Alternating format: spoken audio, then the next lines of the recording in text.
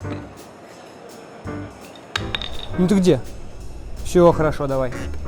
Мужик, ты любишь родину? Что несешь? А бананы? Банан ты любишь? Сейчас тебе пиво принесу тоже. Мужик, я после твоего видоса про Бернейса на неделю поселился в Википедии. Такое узнал. Ну и что там с бананами? Вот ты задумался, куда идет тот доллар за банан? Вот Чикита продуктов Гватемала. Не, ну правда, Чикита. Но Чикита, она только сегодня. А, ты мне сейчас про United Fruit Company будешь рассказывать и так далее. Я читал про них. Мужик, конечно, ты читал. Может, ты еще и про гражданскую войну читал, которая 40 лет длилась? Что ты несешь снова? Перенесемся в первую половину 20 века. Гватемала. Вся страна – это по факту один огромный агропромышленный комплекс, причем все деньги идут в США. В смысле в штат? То есть как налоги в Самаре? В Москву едут? Бро, ну типа того. Ну так вот, 20 век, Гватемала – это одна огромная крестьянская деревня, в которой даже дороги принадлежат американским корпорациям. А местным населением нельзя ими пользоваться. Но так продолжалось до 1944 года. В 1944, пока Красная Армия отбивала Европу от фашистов, гватемальский народ, в основном всякие студенты и бузатеры, решил устроить восстание, и впервые прошли настоящие демократические выборы в Гватемале. Да, хоть революция и называлась Октябрьской, однако с коммунистами она не имела ничего общего. Короче, к власти приходит профессор философии Хуан Хосе Аревало. На самом деле он был очень крутой мужик, который провел целый ряд социальных и экономических реформ, ликвидировал безграмотность, сделал шаги к либерализации избирательного процесса. И самое главное, он запретил все коммунистические партии. А в США тем временем идет холодная война, и коммунистов видят даже там, где их не существует. Так, ну это же Южная Америка, правильно? То есть соседние все диктаторы были счастливы к приходу демократии.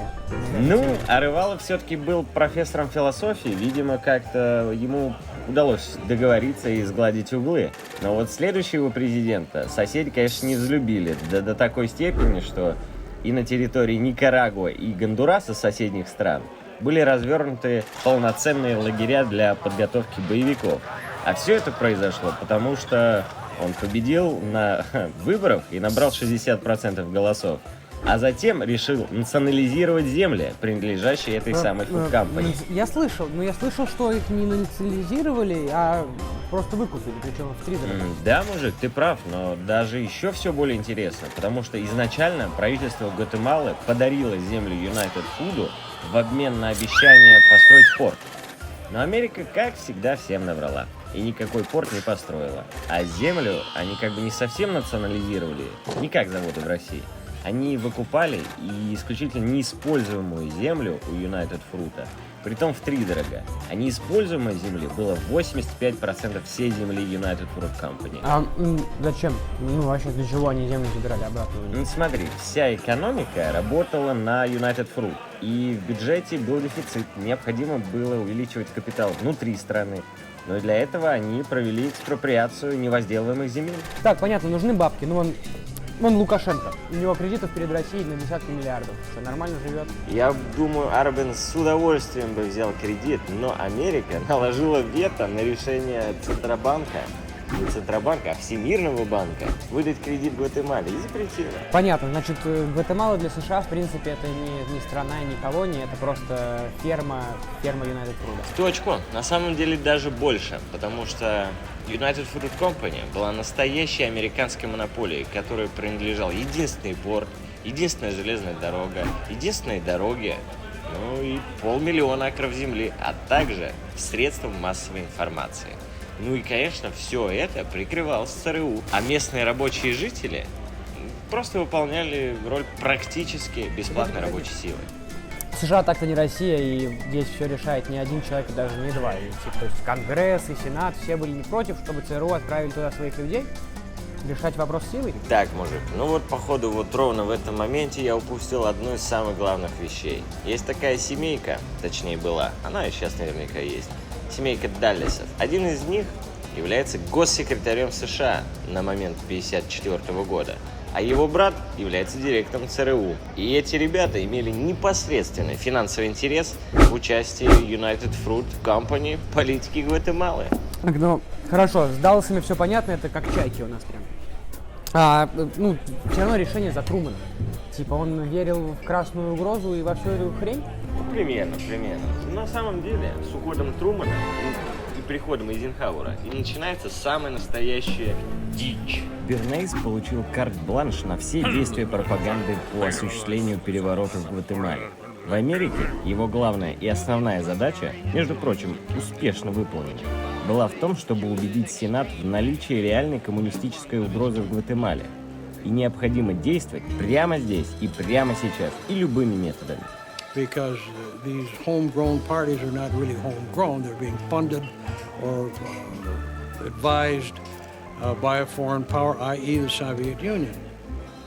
Я абсолютно убежден в том, что правительство Арбенса, The Arbenz government, which had been in power from 1950, didn't enjoy any logistical support from the Soviet Union. поддержкой со стороны советского правительства. И даже We didn't even have diplomatic relations. установлено дипломатических отношений между нашими государствами, There was no Soviet mission in Guatemala. советского представительства. Таким образом, ЦРУ получила одобрение Сената. Благодаря Бернейсу и запустили силовой метод операции.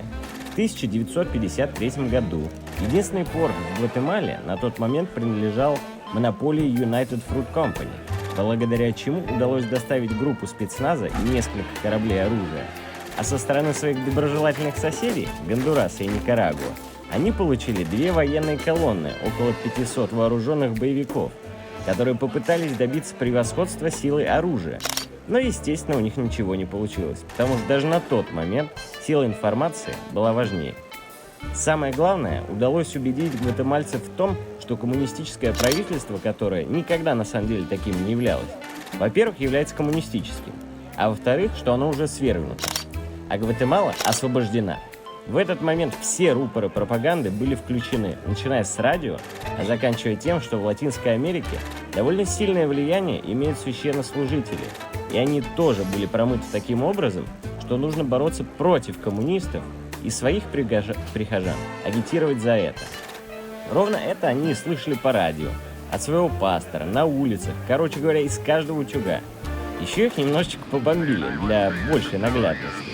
Ну а как серьезный аргумент использовалась блокада побережья Гватемалы американским флотом. Поэтому выбора-то у них особо не было, кого поддерживать и кого не поддерживать. И в итоге, спустя буквально пару дней, армия отказалась выступать на стороне демократически выбранного президента. Потому что, смысл воевать с Америкой. Ну и таким образом была свергнута власть и легитимизировано марионеточное правительство американцев. Но все это в конечном итоге гватемальцы поняли. Не сразу, не через день, не через два. Но через несколько лет началась гражданская война, которая продлилась практически 40 лет и унесла больше 200 тысяч человеческих жизней. Мужик, ты что, спишь, что ли?